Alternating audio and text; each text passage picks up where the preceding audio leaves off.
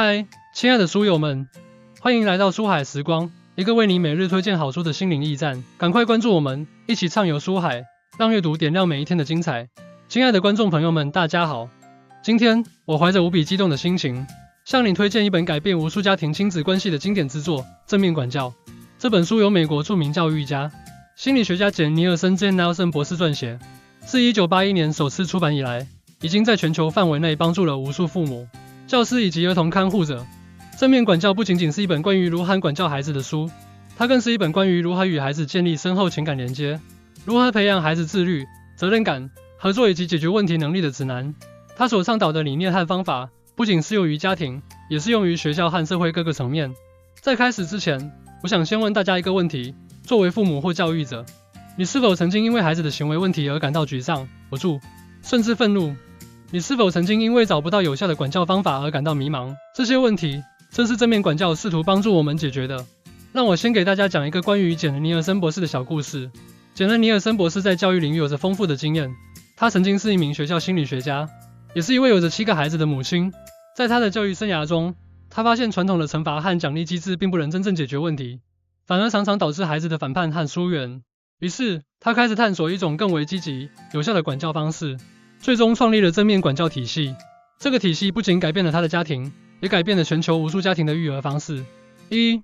核心理念：和善与坚定并行。正面管教的核心理念可以概括为和善与坚定并行。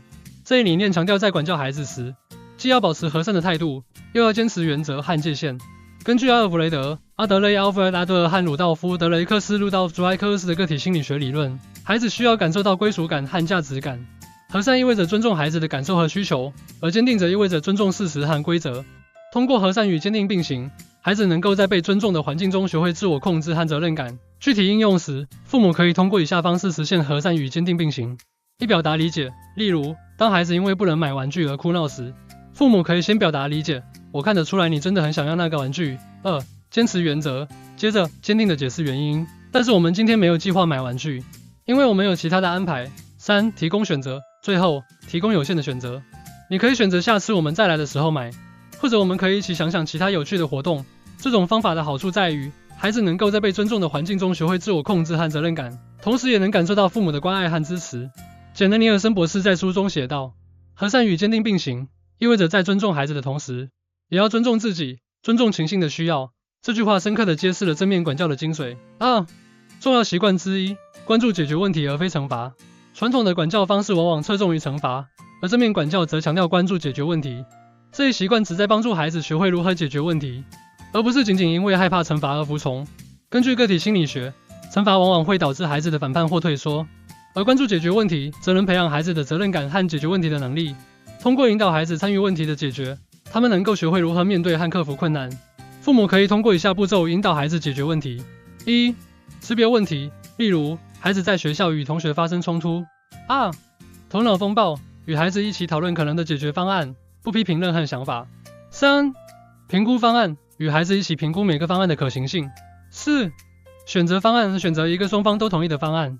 5. 实施与反思，实施方案后，与孩子一起反思结果。这种方法的好处在于，孩子能够在解决问题的过程中学会批判性思维和合作能力，同时也能增强他们的自信心和责任感。例如，小明在学校与同学发生争执，老师没有直接惩罚他，而是引导他和小明一起分析问题，寻找解决方案。通过这种方式，小明学会了如何与同学沟通和合作，最终解决了冲突。3. 重要习惯之2：鼓励而非表扬。正面管教强调鼓励而非表扬，表扬往往侧重于结果，而鼓励则关注过程和努力。根据心理学家卡罗尔·德维克 （Carol Dweck） 的成长型思维理论，鼓励能够培养孩子的成长型思维，使他们相信自己的能力可以通过努力而改变，而表扬则可能导致孩子形成固定型思维，认为自己的能力是固定的。父母可以通过以下方式给予孩子鼓励。1. 关注努力。例如，我看到你为了这次考试付出了很多努力，这很棒。2. 描述具体行为。例如，你今天在操场上帮助了同学，这让我感到非常骄傲。3. 表达信任。例如，我相信你能够找到解决问题的方法。这种方法的好处在于，孩子能够在被鼓励的环境中培养自信心和独立性，同时也能增强他们的内在动机。简·尼尔森博士在书中写道：鼓励是给孩子提供机会，让他们感受到自己的能力，并相信自己能够解决问题。这句话深刻地揭示了鼓励的重要性。4. 重要习惯之3：建立日常惯例。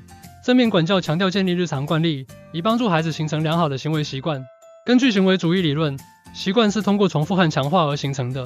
通过建立日常惯例，孩子能够在日常生活中形成稳定的习惯，从而减少冲突和混乱。父母可以通过以下方式建立日常惯例： 1. 制定计划，与孩子一起制定日常计划，包括起床、吃饭、做作业、睡觉等。 2. 设定界限，明确每个活动的开始和结束时间。 3. 保持一致性，坚持执行日常惯例，不轻易改变。 4. 给予反馈，定期与孩子回顾日常惯例的执行情况，给予积极的反馈。这种方法的好处在于，孩子能够在有序的环境中形成良好的行为习惯，同时也能增强他们的自律性和责任感。例如，小丽的父母与她一起制定了每晚的睡前惯例，包括洗澡、刷牙、读故事书等。通过这种方式，小丽逐渐养成了良好的睡眠习惯，晚上不再需要父母催促就能按时上床睡觉。5. 重要习惯之4：有效的沟通。正面管教强调有效的沟通，以建立良好的亲子关系。根据沟通理论，有效的沟通需要倾听、理解和反馈。通过有效的沟通，父母能够更好地理解孩子的需求和感受，从而建立深厚的情感连接。父母可以通过以下方式实现有效的沟通： 1. 积极倾听，例如，当孩子表达感受时，父母要全神贯注，不打断，不评判。 2. 表达理解，例如，我明白你的感受，这一定让你很难过。 3. 给予反馈，例如，你的想法很有道理。我们可以一起讨论一下这种方法的好处在于，孩子能够在被理解和支持的环境中感受到关爱和尊重，同时也能增强他们的表达能力和自信心。简·尼尔森博士在书中写道，有效的沟通是建立良好亲子关系的基础。这句话深刻地揭示了沟通在亲子教育中的重要性。通过以上对正面管教核心理念和重要习惯的解读，我们可以看到，这本书不仅仅提供了一种管教方式，更是一种全新的教育理念。它教会我们如何与孩子建立深厚的情感连接，如何培养他们的自律、责任感、合作以及解决问题的能力。如果你希望改善与孩子的关系，如果你希望孩子能够在充满爱和支持的环境中成长，那么我强烈建议你阅读《正面管教》这本书，将为你提供实用的工具和方法，帮助你成为更有效的父母和教育者。请记住，教育不仅仅是为了让孩子听话，更是为了帮助他们成为自信、独立、有责任感的人。让我们一起努力，用正面管教的方式塑造一个更美好的未来。感谢你花时间聆听今天的介绍，希望正面管教能够为你和你的孩子带来积极的变化。如果你有任何问题或想法，欢迎随时与我交流，让我们一起为孩子的成长和未来共同努力。谢谢大家。